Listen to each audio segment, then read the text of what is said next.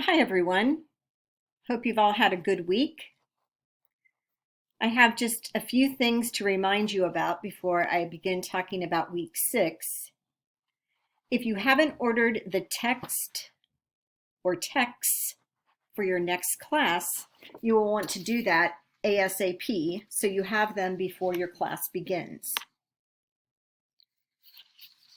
As you're working with your student in your tutor sessions, you should not only be assessing with the assessments discussed in class, but also using that data from those assessments to create your tutor lessons. If you have any questions or need assistance, please reach out for me.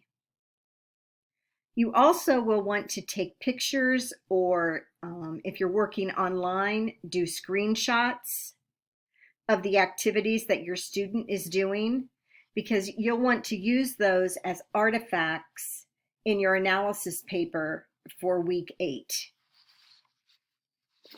In week 7, you will be creating a word study phonics lesson plan. Again, this lesson is based on assessment data, and there is a completed example on Moodle for you to look at. Okay, now on to week 6. Reading and writing are reciprocal processes. One doesn't occur without the other. John Savage in the text Sound It Out, Phonics in a Comprehensive Reading Program states, reading involves decoding. Writing involves encoding. Both rely on knowledge of sound-symbol relationships. Reading requires recognition of written symbols. Writing involves production of these symbols. Readers have the context of an entire passage to assist them in pronouncing a word and understanding the meaning. Writers take words and put them into context. Wow, that's a lot of information. The question is, how does it transfer to instruction? What does it mean for teaching, writing, writing, and spelling? This week, let's explore a workshop approach to writing and spelling by examining writing samples and playing with words. Max Brand, while researching for the text Word Savvy, Integrated Vocabulary, Spelling, and Word Study, grades 3 through 6, found that students in Word Savvy classrooms do 4 things. They write daily, they listen to text, they read daily, and they study words. In the text Teaching Kids to Spell, Gentry defines spelling as a tool for writing, so that writing might become fluent and easily read. He is an advocate for teaching spelling within a writing program. We have to learn to spell so we can write. In Spelling Connecting the Pieces, McQuirter and Simon tagged it as a low-key memorization task. Teachers taught spelling every day and faithfully gave spelling tests every week, but they only did writing occasionally as it fit into their schedules. Well, today, through the work of Donald Graves, Lucy Calkins, Ralph Fletcher, Katie Woodray, and others, Writing Workshop is a place for students to daily experience the writing process, where we teach the writer, not the writing, through mini lessons, writing and sharing. So where does spelling fit in? Spelling is definitely a writing skill. We cannot downplay the role of spelling. So where do we teach it?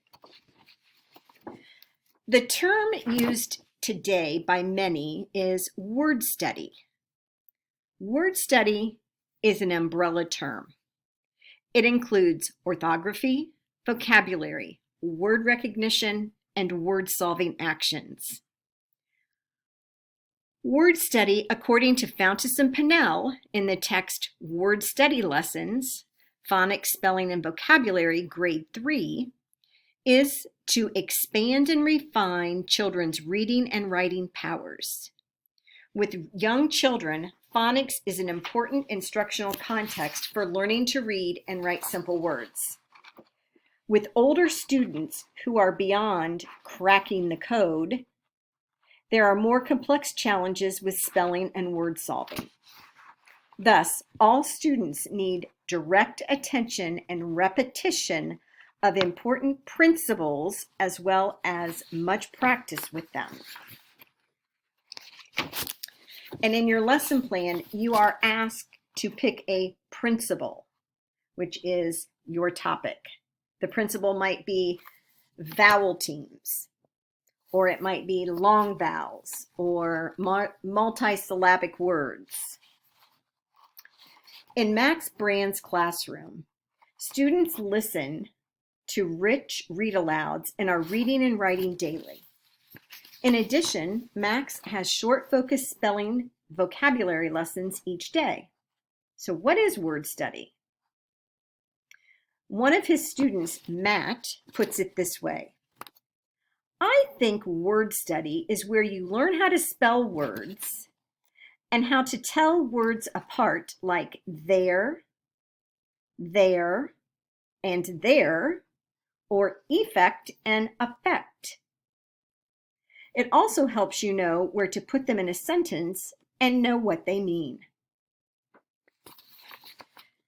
This week, we are going to explore a workshop approach to writing and spelling under the umbrella of word study and become a wordsmith by playing with language. As we begin our wordsmith journey, our goal is to help students develop word consciousness in order to become better readers and writers. Fountas and Pinnell say by looking at word structures, our students can learn how words are related and how they can be changed by adding letters, clusters, and larger word parts. We will examine affixes and root words, syllables and accents, and add to our vocabulary through interesting and specialized words. Let's begin untangling some of these terms. Do you know that 65% of words in English are constructed from Latin and Greek bases? Learning just a few Latin and Greek bases actually opens up more than 250,000 words. There are some great websites for looking up words to find their Greek and Latin roots.